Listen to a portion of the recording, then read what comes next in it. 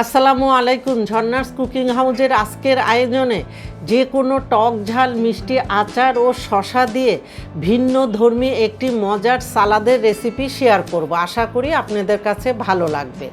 সালাদ তৈরি করার জন্য প্রথমে এখানে আমি মিডিয়াম সাইজের 4টি শসা নিয়ে খুব ভালো মতো ধুয়ে পরিষ্কার করে খোসা সহই শসার মাঝখান দিয়ে কেটে এরকম পাতলা করে সবগুলি শসা কেটে নেব। শসাগুলি ঠিক এইরকম সব পাতলা করে কেটে নিয়েছি। আর এখানে শসার খোসাটা আপনারা চাইলে ছিলে নিতে পারেন। এখন শসাগুলিকে সাইডে রেখে এখানে আমি একটি লেবু নিয়েছি, আর এই লেবুটাকে আমি 8 ভাগ করে কেটে নিয়েছি।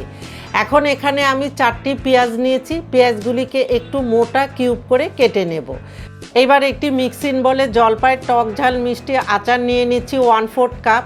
আর এই আচারের ভিডিও অলরেডি আমার চ্যানেলে আছে, ডেসক্রিপশন বক্সে লিঙ্কটা দেওয়া থাকবে। এখানে আপনারা যে কোনো ধরনের টক ঝাল মিষ্টি আচার নিতে পারেন। এখন আচারের মধ্যে দিয়ে দিব 1/4 চা চামচ বিট লবণ, চিনি 1.5 চা চামচ, আর একটি পাকা কাঁচামরিচ ঝালের জন্য এইভাবে কেটে নিয়েছি।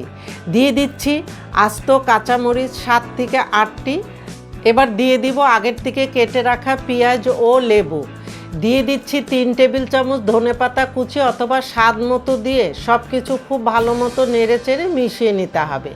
যখন ভালো মতো মিশানো হয়ে যাবে, এবার দিয়ে দেব আগের থেকে কেটে রাখা শসাগুলি দিয়ে আবারও সব কিছু খুব ভালো মতো নেড়ে চেড়ে কিছুক্ষণ মিশিয়ে নিতে হবে। কিছুক্ষণ মিশানোর পরে দেখবেন এগুলি অনেকটাই সফট হয়ে যাবে। আচ্ছা, এই সালাদে আমি যে আস্ত কাঁচামরিচ দিয়েছি ওর সাথে লেবু ও পেঁয়াজগুলি একটু মোটা করে কেটে দিয়েছি, এর কারণটা হলো আমরা এই সালাদ পোলাও, বিরিয়ানি, খিচুড়ি বা যে কোনো মাংসের সাথেই পরিবেশন করি না কেন, আলাদা করে আবার কাঁচামরিচ, লেবু ও পেঁয়াজটা পরিবেশন করে থাকি। তাই যদি সব কিছু দিয়ে একবারে এইভাবে সালাদটা তৈরি করা হয়, সেই ক্ষেত্রে সালাদটা খেতেও ভীষণ ভালো লাগে আর বাড়তি কোনো ঝামেলাও থাকে না। এখন এখানে স্বাদ মতো অথবা 1/2 চা চামচ লবণ ও সব শেষে 1 টেবিল চামচ কাঁচা সরিষার তেল দিয়ে সব কিছু আবারও হালকা হাতে একটু নেড়ে চেড়ে মিশিয়ে নিচ্ছি। এই সালাদটা তৈরি করার ক্ষেত্রে টক ঝাল মিষ্টি লবণ ধনেপাতা কাঁচামরিচ পেঁয়াজ আপনাদের স্বাদ মতো কম বেশি করে নিতে পারেন।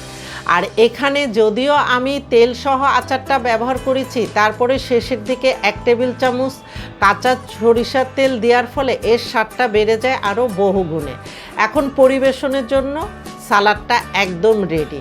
এই সালাদটা এতই মজার যে আপনি এমনিতেও পরিবেশন করতে পারবেন। আপনারা ভালো থাকবেন, আমাদের জন্য দোয়া করবেন। আল্লাহ হাফেজ।